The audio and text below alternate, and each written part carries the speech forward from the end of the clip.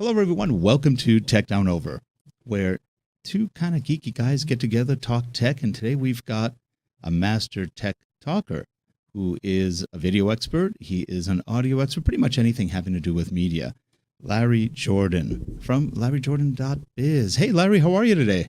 I am talking to the two of you. How can I not be cheerful? There we go. I knew I would be on the screen one of these days. Jeff, it's good to see you, and Rick, it's always good to see you. Yeah, it's been a while. It's been almost a year since we've had you on the last show, which was eMedia Chat, and you're always one of the preferred guests on that.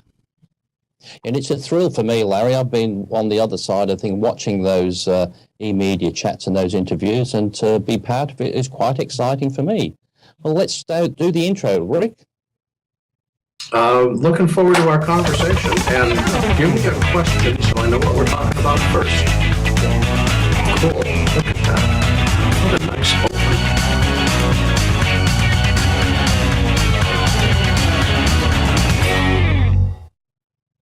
And we are back. All right. Well, that's actually fun. We've been looking forward. Now, you have some new stuff going on in your life. You've got a new studio.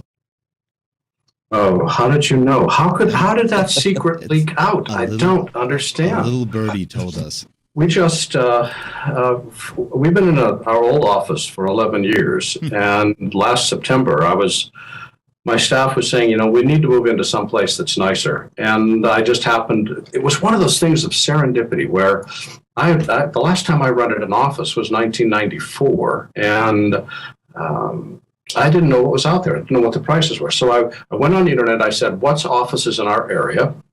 And like 5 or 6 commercial listings came up. So I dialed the first one. There was no answer. I dialed the second one, and a woman answered. And I said, I'm looking for an office, but I don't know what I don't know. Can you, answer questions like how much does an office cost? And how long does it take to move in? And all the stupid questions that you need to have answers to move into an office. She said, well, why don't you come over and let me show you this space, and you can decide if you like it. So it was the very first person I called. It was the very first place I visited. And it was the very first office they showed me. It's 2,500 square feet of space, 2,500. Mm-hmm.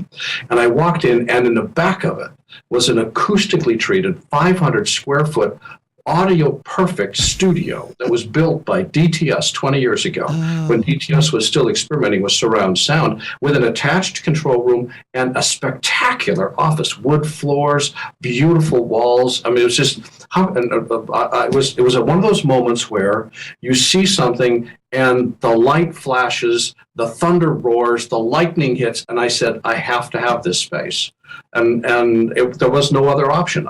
We looked at other places, nothing came close. Well, that really sounds great. That moment happened in September, and we've been building and moving in ever since. And we finally, 2 days ago, got the wiring in the control room finished, and we'll talk about that. And this Sunday afternoon, we're going to finish the last of the electric wiring for the lighting in the studio. And Larry, it's just so cool. And Larry, do you know how hard it is to find an office space that's actually been a studio before? No. How hard is it? It's hard. The odds are about 1,000 to 1 against you. So be lucky. You had that little angel on your shoulder on that one. 16-foot ceilings, Rick. 16-foot ceilings. I can hang a lighting grid, and I still have room left in the room. Was this it was unbelievable. Somebody was watching out after me because this just left me speechless. Now, was that a distribution facility at one point with the high ceilings? Yeah, it was a former warehouse. Perfect, so DTS converted it from a warehouse into, it was an audio mixing stage. So they had a 20-foot screen that they would project to. What we're using as a control room was where their digital projectors, which had high ventilation requirements, were located. So it's fully soundproofed. And it's got a window that overlooks the studio. If I had designed something, I would have a very hard time beating what that design already was. And it's just, and I had the pleasure 2 weeks ago of meeting the guys that built the space. They came in to take a look at what we were doing, and we're very impressed. It was very cool. This is good. Now, you're also doing things with Digital Production Buzz, where you're now doing video. Well, the Digital Production Buzz is the second longest running podcast in the world. The oldest is All Things Digital with Adam Curry. He started in May of 2000. We started in September of 2000. And we've been on the air for almost 14 years, give or take a year or two. And a continuous 1 hour show every week, always new, is hard enough to do. And it was audio. And when I saw this space, I said, we have the ability now to move the digital production buzz into video and do stuff with video that we were never able to do with an audio-only podcast. But I've got thousands and thousands and thousands of listeners to the audio podcast. So I said, what can I possibly do to make this as difficult for my team as possible? So we do a double stream. When we do the buzz every Thursday night, we're now streaming audio, which is going out via the website and iTunes. And at the same time, we're doing a video stream, which is going out via Wowza. So you can listen to the show or you can watch the show. I mean, and listen to it, of course. But basically, I'm doing 2 simultaneous shows at the same time, both of them live and both of them streaming. And then the audio podcast ends up on iTunes and the video podcast ends up on YouTube. Yep. So I figured, how hard can I make this? And that's what we came up with. Now, what do you think of Wowza? And yesterday, what is today, Friday? Today's Friday. I lose track. Yeah, Thursday was the first time that we had all the lighting working and this new tech talk show. We premiered that for the first time worldwide. We premiered it on the show last night.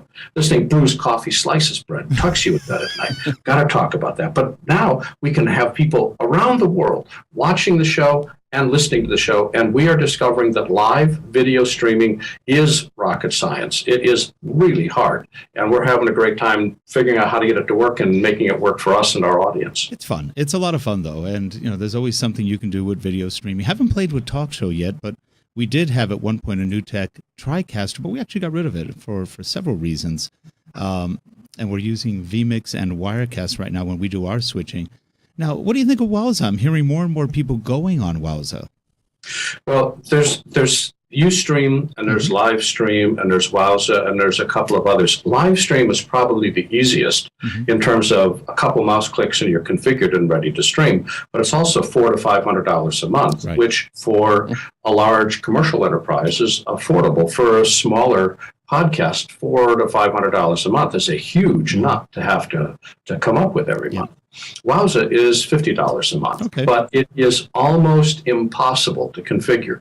It took us 6 weeks to figure out how to get Wowza configured to work with our computer gear, and it took us both some video consultants and IT consultants. So realizing that this was a level of pain I don't want anybody else to go through, I wrote an article that detailed step by step exactly how you configure Wowza to work with Wirecast. So now when you have Wirecast, you can hook in Wowza. You read my article, instead of spending 6 weeks and tons of money hiring consultants, I'll walk you through the steps. Because we discovered there was just no information out there that talked about the interface. We could learn about Wirecast, we could learn about Wowza, but we couldn't learn how to configure the two together. So my team and I took that also as a challenge, and we published it. And then just do a Google search, configure Wowza for Wirecast, and the article will show up. Yeah, and Wirecast is actually pretty easy to configure things with, so Wowza must be a lot of fun. Well, let's just say that, the thing is, if all you're doing is you're taking a camera which is attached to your computer, and you've got one camera like an iSight or something similar going into a Wirecast, it's easy. But in our studio, I've got 4 Blackmagic Design studio cameras, plus 2 separate computers, plus video signals, plus graphics, plus the Skype box, plus telephone lines, plus audio coming in from an audio mixer. And now you need to have a significant video interface feeding into Wirecast. Right. So we took a Blackmagic Design ATEM switcher. So we're taking the output of the ATEM switcher, bringing that into Wirecast in a way that Wirecast can deal with, which means converting from an SDI signal into an HDMI signal and bringing that HDMI in and then tying in with the audio console and keeping it in sync and feeding it out to Wowza. Let's just say that it was not something that we could do in an afternoon. Okay. Is that all you have to do, Larry? No, that's what I have my people do. I sit back in the back with a whip saying, faster, faster, I want to go water skiing. They do it. I am surrounded by very, very bright people. I just sit back and put my feet up on a desk and say, go do this.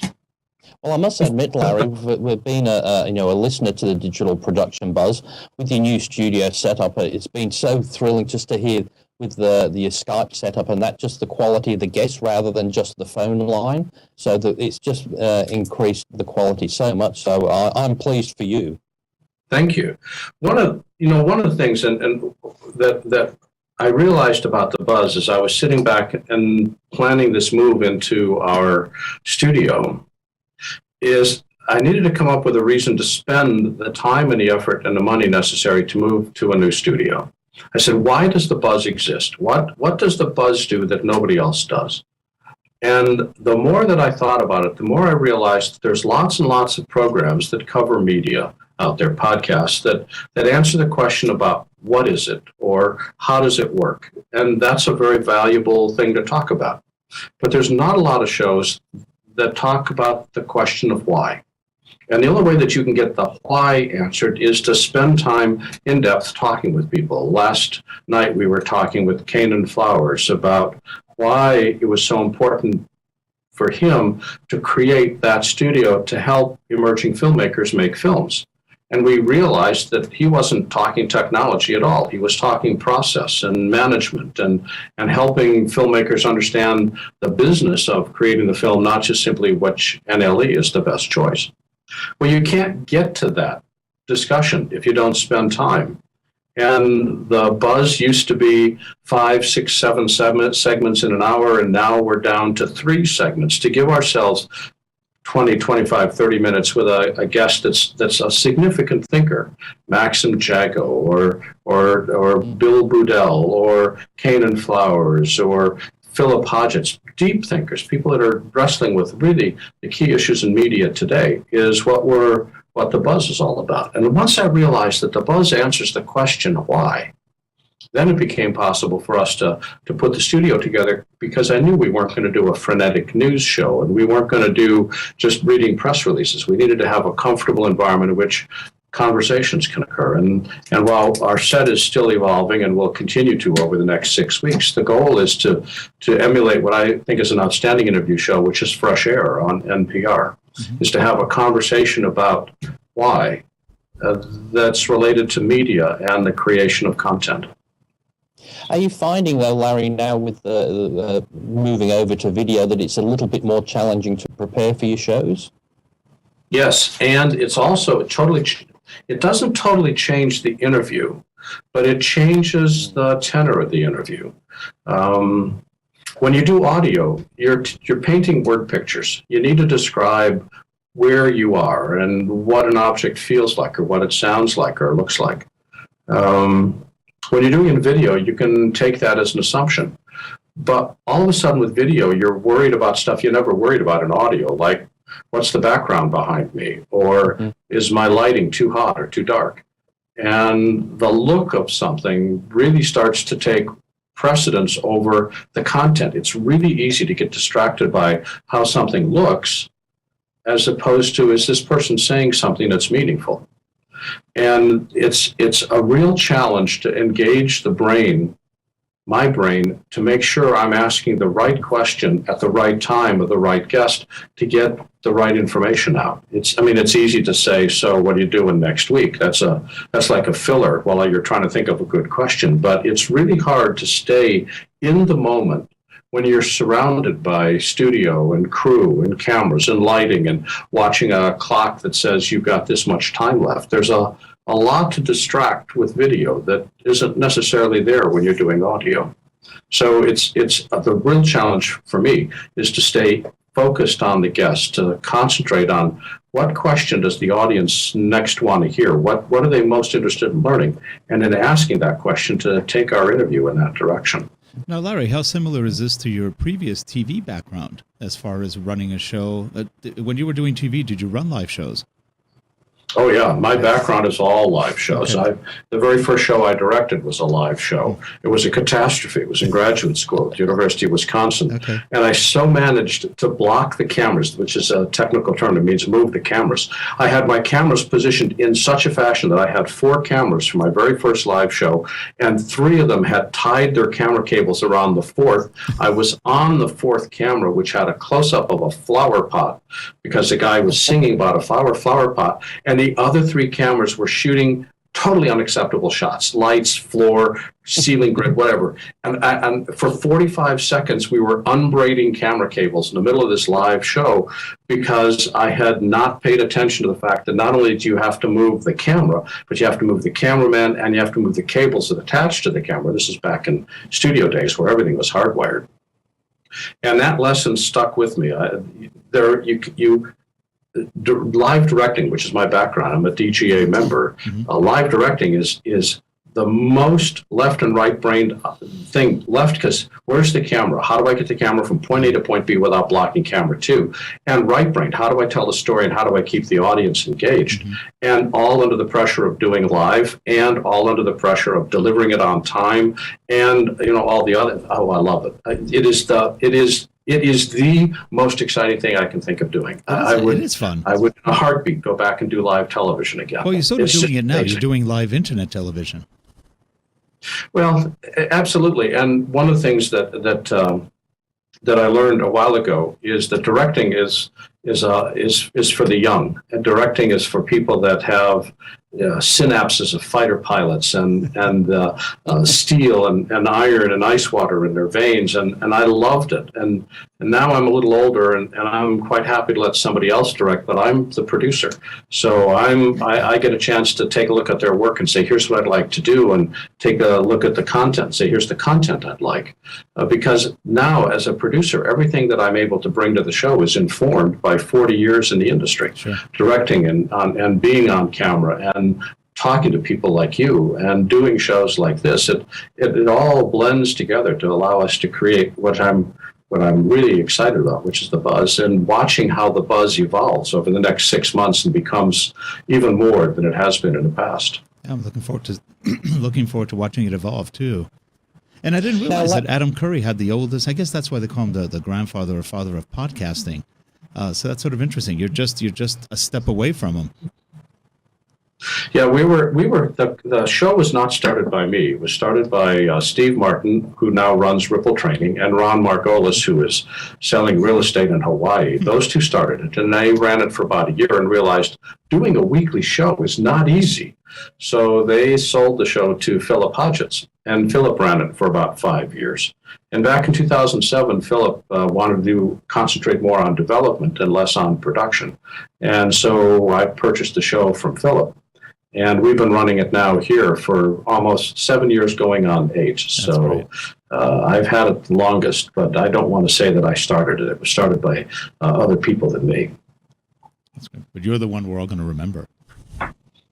But I have such fun with it. It is. The industry has gone through such change in the last 6 years. All of us suffered in the recession, and all of us were struggling to think about how we're going to keep our businesses alive. And the buzz went through that painful self-examination as well. And then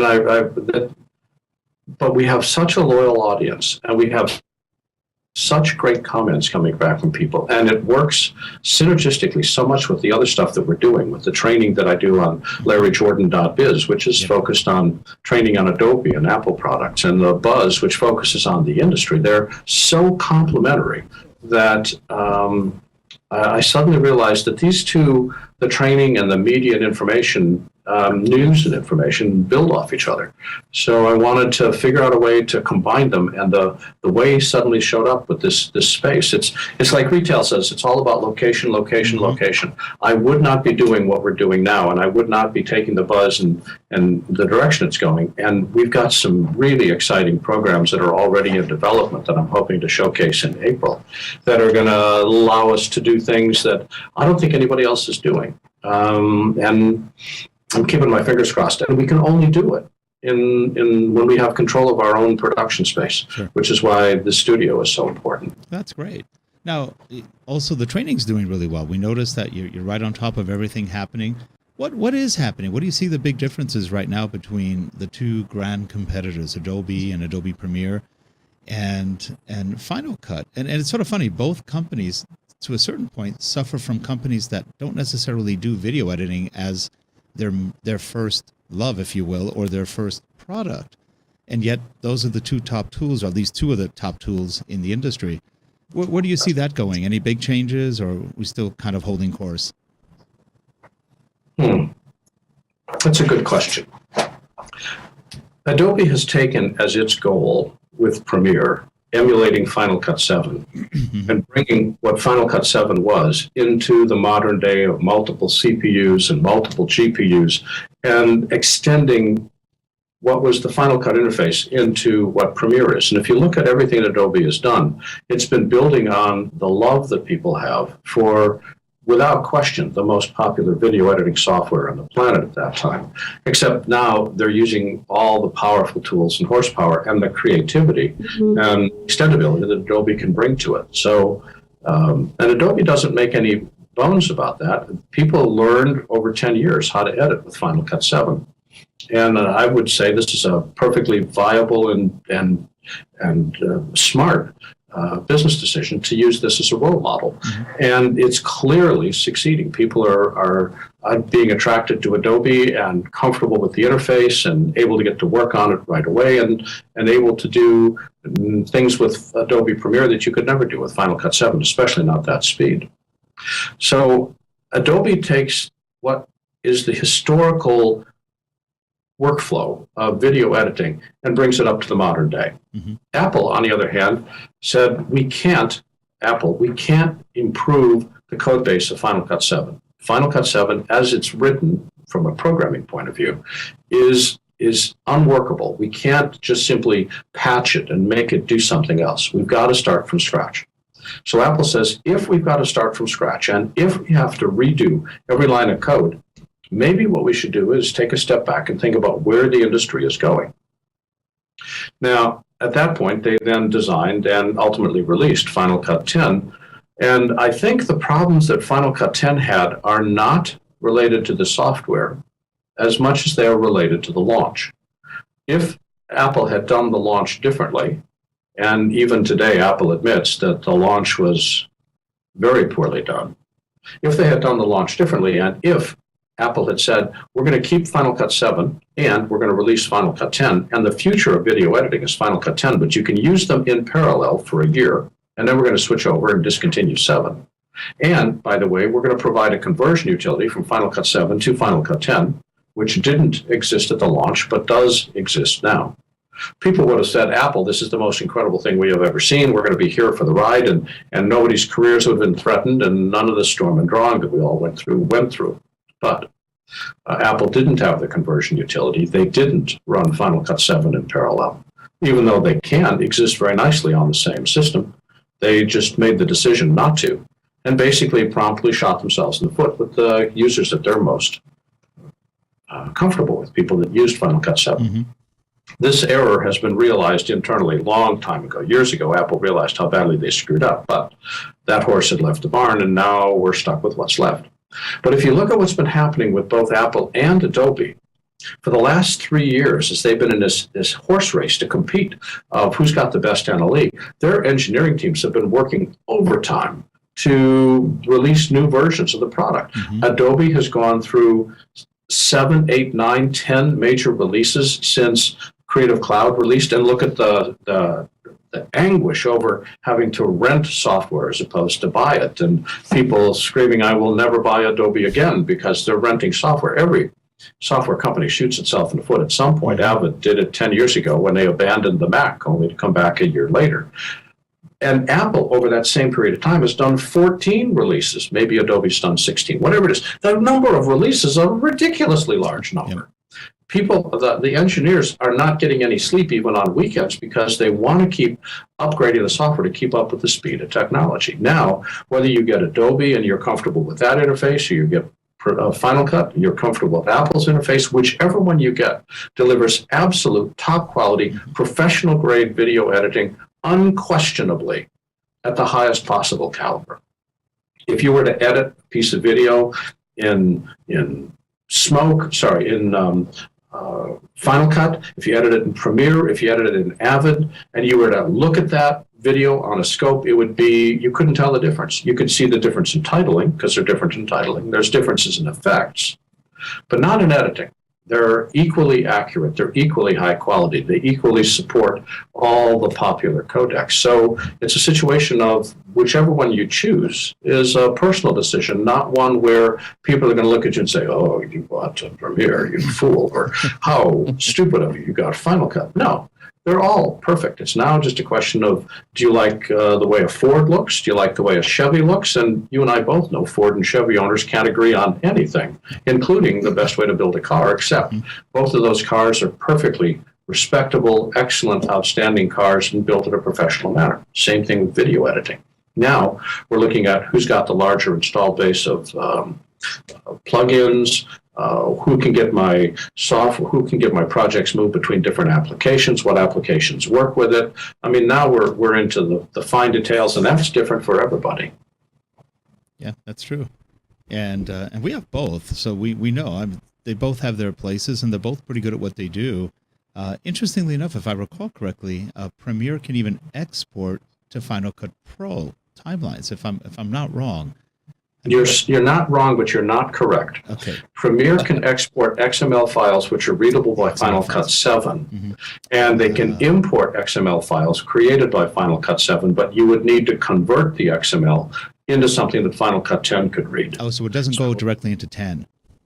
It does not go direct to 10, but Intelligent Assistance, which is a company, has developed a converter called 7.2x, 7 to 10, which does the XML conversion to go from 7 to 10. Whether you're bringing it out of Premiere or bringing it out of Final Cut 7, we can now easily convert the XML file to work with whichever application you prefer.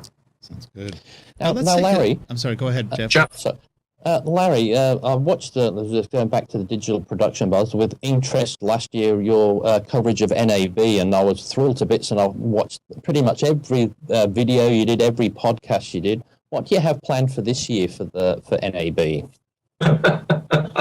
I'm planning on sleeping before we go to the show because I'm not going to be sleeping at the show. Something that was really popular for us last year was we build a 20 by 20 foot booth directly on the show floor, lower hall, south hall, lower floor, south hall. And that 20 by 20 foot booth is a professional broadcast radio station.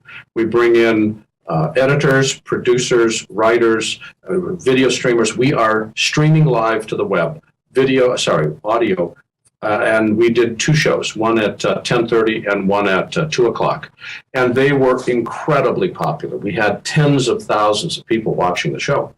So this year I said, let's do the same thing, except let's do 3 live shows a day. So we'll do it at 10:30 and 1 o'clock and 4 o'clock, starting on Monday of NAB. And we're going to do 11 35-minute shows live, streamed to the net, and they're going to be audio and video. We're doing video this year as well. Then when we're not doing the live shows, we're interviewing people and building an evening special report, which will run for an hour. And we're going to do 5 or 6 hourly evening special reports, while during the day we're doing the live broadcast. So by the time we're done, we'll have done about 16 hours of live programming or live on tape over 3.5 days, streamed to the web, posted to our website, posted to iTunes, posted to YouTube, and we'll be talking to about 100 people over the course of those 3.5 days. We try as hard. Confirmations from companies like Adobe, their senior people will be on. HAA, the president of HAA, the product management for all the major companies are coming on. We've got, we're already starting to schedule the shows. The invitations have gone out. We're starting to get people coming back. It is the most concise place to find out exactly from the companies that are making news at NAB what the latest products are and what their news is going to be.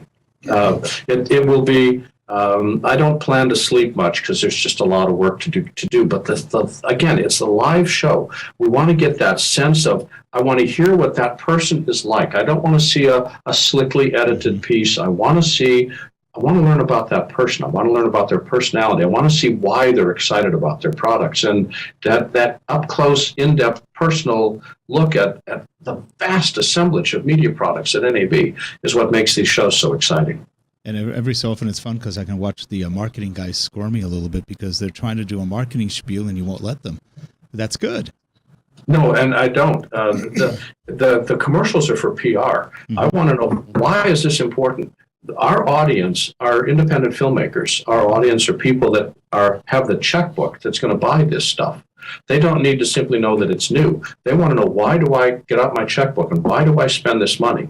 And so I keep asking, why should we care? I mean, the fact that you can invent it is one thing, but why should I spend the money and buy it? So and we've only got 8 to 10 minutes with them. So I'm not going to say we're 60 minutes doing an investigative report on bugs inside their software development. That would be foolish and impossible.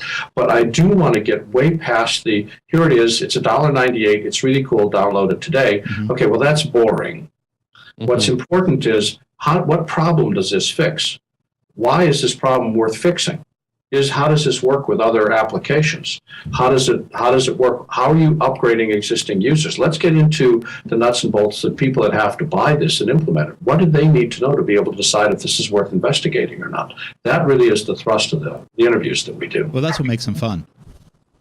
Yeah. I love asking a question where they have to stop and think and say, "Oh, no one's ever asked me that before." That's right. Then I know I'm doing a job. Yep. Now let's take it back, because we don't have too much more. We've got about 10 more minutes. Let's take it back a step to the actual film taking part of it. Or nowadays there's no film, but to the actual video capture part. You mentioned you have Blackmagic Design cameras now. I think you said you had 3 or 4 of them, and we just started shooting with the 4K cameras last year, maybe about October. We went the Panasonic route, the GH4, the FC1000, and also the new one, the HCX1000 from Panasonic. Yeah. And yeah, they're pretty much getting me off of my Canon thing for the last almost 20 years. They're really incredible cameras, and 4K is fun to shoot with. And the quality in 1080p is much better when you start with 4K. At least that's what we're seeing, and everybody's saying it, but we're actually seeing it. What's your opinion on that, on what's happening with the 4K cameras? Everybody kind of rushing to 4K. A little early for broadcast yet, but definitely in post-production, the 4K footage is usually quite nice. Oh, Rick. It really depends upon why you're shooting 4K. All right, if you're shooting 4K because you have a cameraman that's congenitally unable to frame a shot, and you need to reframe everything you shoot inside post, and it's not going live, and you've got the time to reframe, okay, that's one reason to shoot 4K. But many people, I think, are shooting 4K because, oh gosh, other people are shooting 4K. Maybe I should shoot 4K. Maybe, even though I don't understand what 4K is, and even though I can't see 4K, and though I'm distributing on YouTube at a 720p resolution, I should really shoot 4K. I think there's a lemming march going on here. I think that a lot of times we're shooting stuff, we have no idea why we're shooting stuff. To shoot 4K using an AVC HD codec, why? I mean, the codec itself is throwing away so much data, you're not going to see the quality of an AVC HD picture in 4K. You're going to lose half the pixels just the way the compression codec works. Now, you tell me you're shooting a 4K picture using Arri Alexa, recording to ProRes 4x4XQ, and you've spent $50,000 to put a lens on that camera, and you got a person who knows how to do lighting, and you're actually using a light meter to light it with. All right, you can talk me into 4K. You're somebody that knows what they're doing. You're shooting a 4K image on a piece of cheap glass that's designed for a still camera, and you're not bothering to light, and your light's in the wrong spot, and you're using fluorescent lights. You're going to tell me that 4K is important to you? You're on drugs, because you're shooting something you will never, ever, ever see the quality of. Your main distribution factor is you're going to DVD and you're shooting 4K. 95% of your pixels get thrown away in a 4K image when you put it onto a DVD. Right. 95%. If I'm going to throw that many pixels away, I'm not going to deal with the file size of 4K. I'll shoot 1080p, and that way I only throw away 6/7 of the picture rather than 95%. I think there's a lot of times where people shoot a format and have no idea what they're doing. But that being said, if you are shooting a 4K image because you want to reframe in post for whatever reason, and you have got a good quality system of editing. You're converting it out of a bad format like H.264 or AVC HD, or you're capturing in ProRes or Cineform or AVC or the DNX HD or your AVC Intro. You're capturing in a high quality codec. You're editing in a high quality codec. You're holding the 4K picture throughout the entire editing process. You're outputting 4K, and then you're posting the 4K picture up to YouTube so that YouTube can down convert it to 720. I'd say you're almost right. The key problem we've got with 4K is distribution. How are you going to get the 4K image into the house so you can make money on it? Now, a lot of marketing is done to say, I'm shooting 4K, therefore this must be a higher quality production. Okay, that's the reason you're using it for marketing purposes. But are you going to see the quality of 4K? Only if you take steps everywhere along the entire production and post-production process to make sure that that image looks good. Only then will see the value of 4K. The rest of it's marketing hype. Yeah, no, that's true. No, we've been doing the 422 on the 4K, and obviously we're then sending out to either 1080 or 720 from the 4K render. It does seem cleaner though, in terms of the colors we're noticing stay a little pretty much where they should be. We're doing less color correcting. Well, a good comment was made. Who was I talking to talking about color grading a couple days ago? It was Kanan Flowers last night on the show. He and I were talking about cameras. He said, cameras today, it's been 15 years since we've had to worry about bad color on a camera. Mm-hmm. Now, granted, if you don't white balance it, then right. Yeah. There's a problem. But cameras today give us pictures that we would kill for 15 years ago, and 30 years ago were totally unattainable. Most cameras look really good. I would contend that good lighting and a good lens beats higher resolution every time. If you've got really good lighting and you've got a really good lens, then you may start to take advantage of higher resolution. And you're right, if you've got low-grade codecs or low-grade lenses, having a high-resolution picture and downsampling is going to be better than shooting natively because you're dealing with bad light and you're dealing with bad lenses.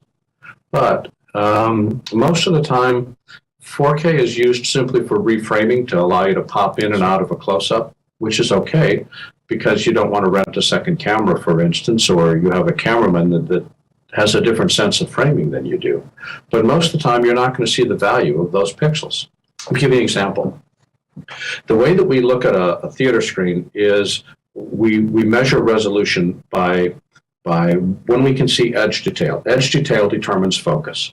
So if an edge, say the shoulder of my shirt, where's my shirt? Say the shoulder of my shirt. If you can clearly see that edge and it's not blurry, you're going to say Larry's in focus. If the edge of my shirt is blurry, you're going to say Larry is out of focus. So edge detail determines focus, which means that we need to see the difference between the pixel that is my shirt and the pixel that is the wall behind me. We need to clearly see those two different pixels, because if those pixels blur, then I don't see the edge detail and the picture looks soft.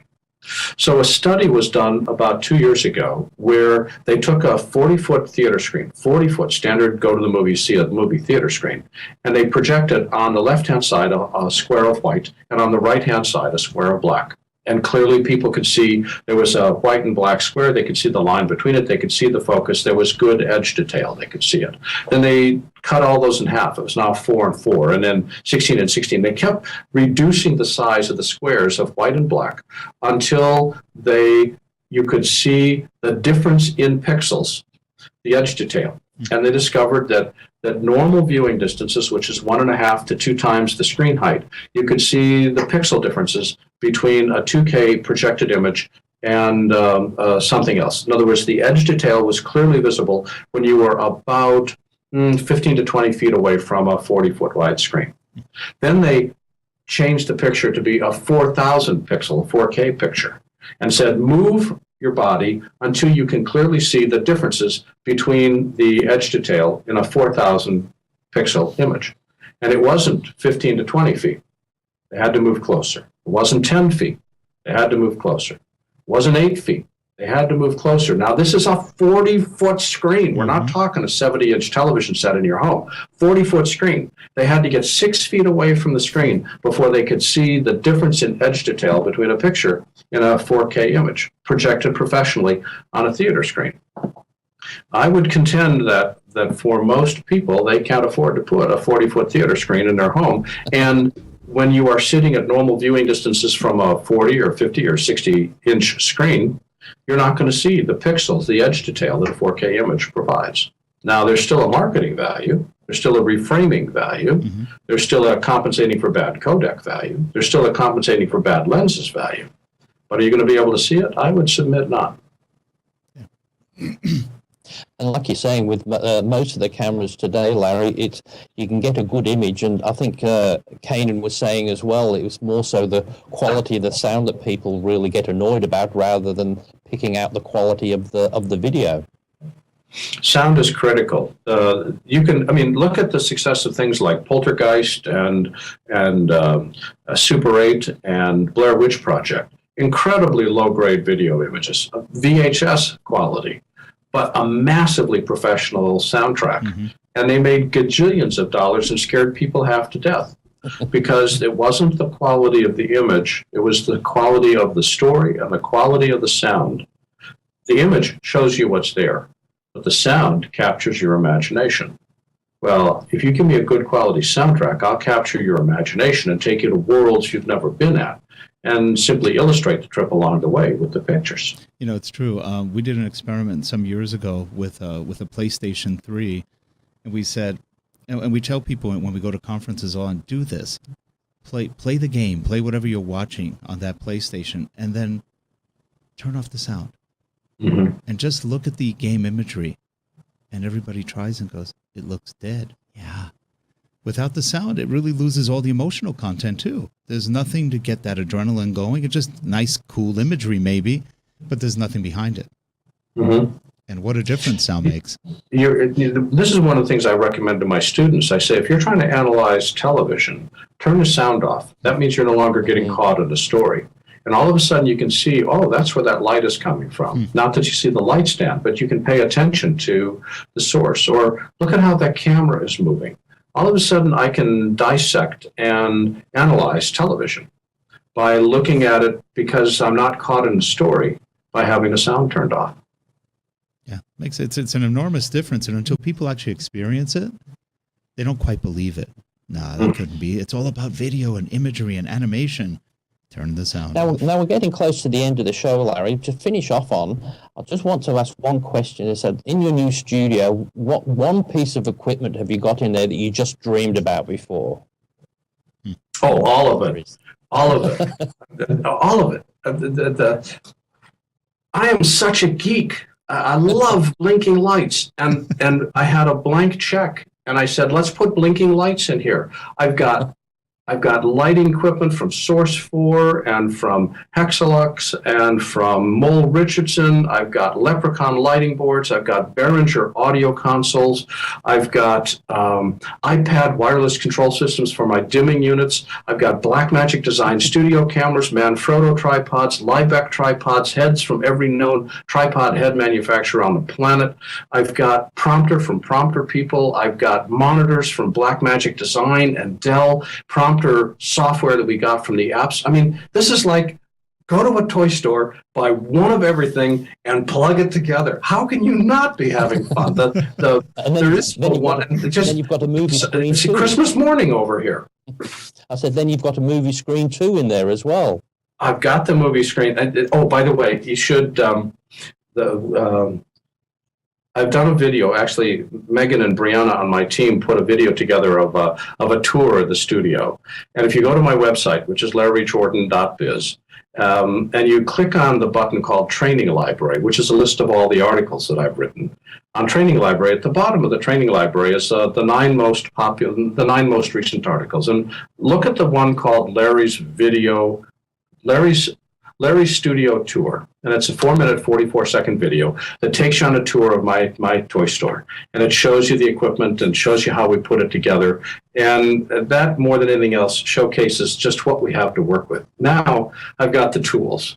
now that I've got the tools, the real challenge is how do I come up with the stories and the content that makes teaching all of this possible? And well, you'll be hearing a lot more from us over the next 4 or 5 weeks as we start to develop more of the shows that are currently in my head. And now that I've got the space, we'll start to turn it from imagination into reality. Well, we are all going to be looking forward to that. And for all of you in the either chat room or watching the recording later on, subscribe to Larry's work. It's good. And not only to his podcast, but take his training. It's very good.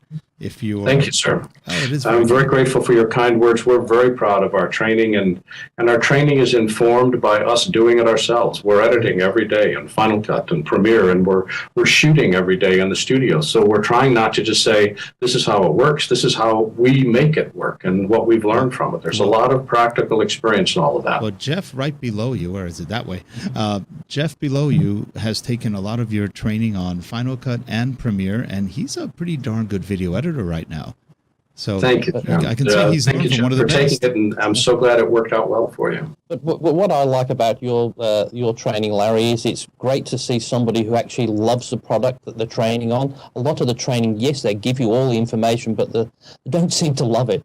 They don't seem to communicate it. But when you find a new feature, you certainly enjoy showing it to people. And it's just great way of delivery. So I do enjoy it. So thank you very much. And before we wrap up, Larry, I heard a rumor that you may have a new website in the near future. Yes, we do. It's going to be announced and released shortly. We've spent the last 9 months thinking about what makes a website helpful. I've got more than 1,200 training videos, almost 1,400 articles, in-depth articles that explain how software works. Mm-hmm. It's so huge you can't find anything. And now with social media, we're active every day on YouTube and Facebook and Twitter and Instagram. And how do we integrate all this stuff? And we've spent a lot of time thinking about how to integrate access to our videos and access to our store and access to our articles and access to social media. And within the next week or two, all that planning, all of that thinking about how people are trained and how you can find the information you need, which is much more than a simple Google search, is going to be on our latest website. I was going to premiere it today on your show, and we hit a glitch. And our guys said, no, gotta wait a minute because it doesn't quite work perfectly and we want it to work well before we announce it to the world. So coming really soon, it is way wicked cool. And I'm as thrilled about the new website as I am the studio. The website is just gonna knock people's socks off. It's just amazing. It's great. Well, Larry, as always, a pleasure having you on and seeing you again. And you know, I'm only about 20 minutes from you, so I promise I'm going to go up and say hi one day. I'll call ahead of time and visit the studio. I like blinking lights, so I'm good with that. And we are anxious to show it to you. You're welcome to visit. We love giving tours. We love explaining what we're doing. And Jeff, when you finally leave that environment in which you are and make the long trip to the West Coast of the U.S., you are also very welcome to come by, and we'll show you the whole tour. Actually, I had an idea. Maybe when we go, we'll bring some 4K cameras. Just for the heck of it. No, but we'll bring some cameras and do a little recording while you're doing it. That'd be fun. Oh, happy to do that. And we're happy to have people sit in. We are not yet quite ready to do live audiences, but that's probably coming in February. But anybody that wants to take a cook's tour and watch in a control room as we put our live show together and see how we assemble and stream it, more than happy to have people sit in and watch. Sounds like fun. Well, Larry, again, good luck on all of that and enjoy you're not going to enjoy Christmas anymore. It's going to be Christmas every day. It's going to be tough. It's going to be amazing. It's a lot of work, but it's so much fun. It's just it's like a reward after all these years of working, and now we get a chance to play in our own sandbox. It's going to be fun. I'm glad for you. And again, visit his website at www.larryjordan.biz. Sign up for his training and take a look at the articles. I've read quite a few of them. They're excellent. Thank you. Larry, have a good one. And for all you people in the chat room, thanks for being there. And if you are watching the recordings on either Vimeo or YouTube, please subscribe and let us know what you think. We look forward to your feedback. Have a good one, everyone. Take care. Bye-bye. Bye for now. Take care.